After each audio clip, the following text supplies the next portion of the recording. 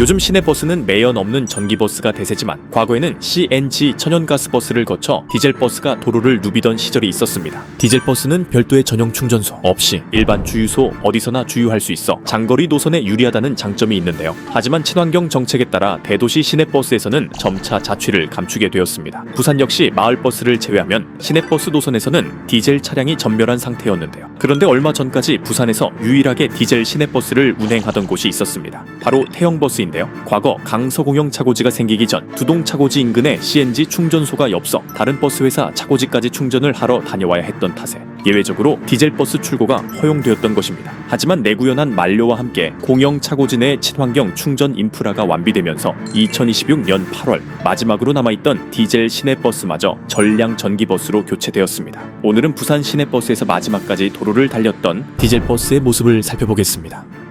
이곳은 명지환승센터입니다. 한때 태형버스의 주력을 차지했던 자일대우 디젤버스들은 현재 전량 대차되면서 이제는 부산 시내버스에서는 디젤버스를 찾아볼 수 없게 되었는데요. 대부분의 부산 시내버스 회사들이 일찌감치 천연가스 버스를 주력으로 운용했던 것과 달리 왜 유독 태형버스에만 디젤버스가 그토록 많았던 걸까요? 그 이유는 바로 차고지 입지 문제에 있었습니다. 태형버스는 2023년 7월 강서공영 차고지가 개장하면서 봉어지를 이전했지만 그 이전에는 창원시 진해구에 위치한 두동 차고지를 사용했습니다. 이름 그대로 차고지가 부산이 아닌 타 지자체인 창원에 위치했던 데다 인프라가 매우 열악했는데요. 가장 큰 문제는 차고지 인근에 CNG 충전소가 전혀 없었다는 점입니다. 결국 가스 차량을 굴리려면 타 회사 차고지까지 먼 거리를 공차 회송해야만 했습니다. 실제로 당시 노선 운행을 살펴보면 회차지인 하단역에 도착한 뒤 55번은 학장동에 있는 대도운수 차고지까지, 58-2번은 영신여객 차고지까지 가서 충전을 마쳐야 했습니다. 이처럼 긴 공차 회송 거리와 소요 시간 탓에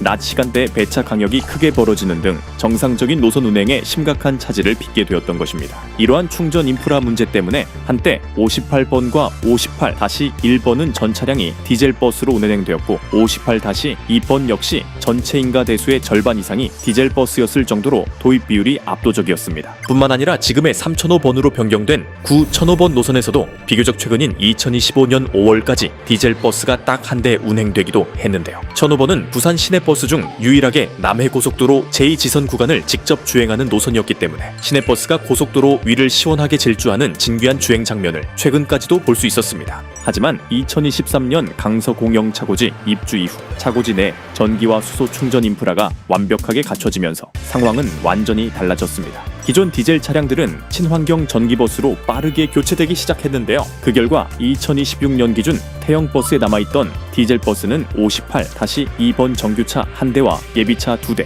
총 3대에 불과했습니다. 그리고 최근 마지막으로 남아있던 이 3대의 디젤 차량마저 범한 자동차의 이스타 11K 전기버스로 최종 대차되면서 마침내 부산 시내버스 노선에서 운행되던 디젤버스는 완전히 자취를 감추게 되었습니다. 그럼 이제 버스의 내외부를 살펴보겠습니다. 외관상으로는 기존 CNG 천연가스 모델인 UBS106과 거의 동일하지만 한 가지 뚜렷한 차이점이 있습니다. 바로 차체 좌측면 하단에 뚫려있는 방열구, 그릴, 유무인데요. 이 방열구 외에는 가스 모델과 외형 및 실내 구성이 완전히 같습니다. 다만 제가 탑승했던 차량이 예비 차량이라 그런지 실내 벽면에 별도의 노선도가 부착되어 있지 않았습니다. 특히 후면 유리창에도 행선판 스티커가 붙어있지 않아 뒤편 도로 풍경이 시원하게 다 보였는데요. 신호 대기 중에는 바로 뒤로 김해 914번, 스마트 110, 이 정의버스가 따라붙는 이색적인 모습도 담을 수 있었습니다. 이어 실제 주행 모습을 살펴보겠습니다. 외형과 달리 주행에서는 확실한 차이가 체감되는데요. 가속 페달을 밟을 때 들려오는 묵직하고 거친 디젤 엔진 구동음과 특유의 배기 반응이 그대로 전해집니다. 전기버스나 가스차에 비해 소음과 진동은 다소 있는 편이지만 가속 시 느껴지는 디젤 엔진 특유의 두터운 토크감은 확실한 차별점이었습니다. 출발합니다. 손잡이를 잡아주세요.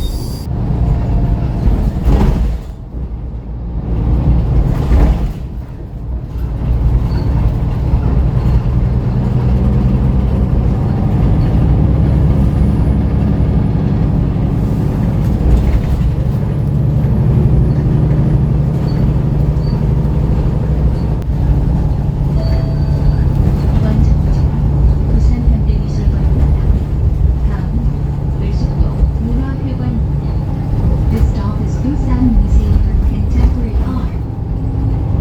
버스는 낙동 강화구둑을 건너 종점을 향해 달립니다. 차창 밖으로 낙동강 풍경이 펼쳐지는 가운데 곧이어 하단역 환승센터 정류장 안내방송이 흘러나옵니다. 이번 정류장은 하단역 환승센터입니다. 다음은 낙동초등학교입니다. This stop is Fontaine Station Transfer Center. 하구둑을 빠져나온 버스는 저의 목적지인 하단역 환승센터 정류장에 정차합니다. 과거 두동차고지 시절 충전 인프라 부족으로 인해 한정 면허 노선인 산성교통 203번을 제외하면 부산 일반 시내버스 중 가장 마지막까지 디젤 차량을 운용했던 대형버스. 차고지 이전과 충전 인프라 완비에 따라 친환경 전기버스로 교체되면서 부산 시내버스에서의 디젤 시대도 최종적으로 마침표를 찍게 되었습니다. 오늘 준비한 영상은 여기까지입니다. 시청해주신 여러분 감사합니다.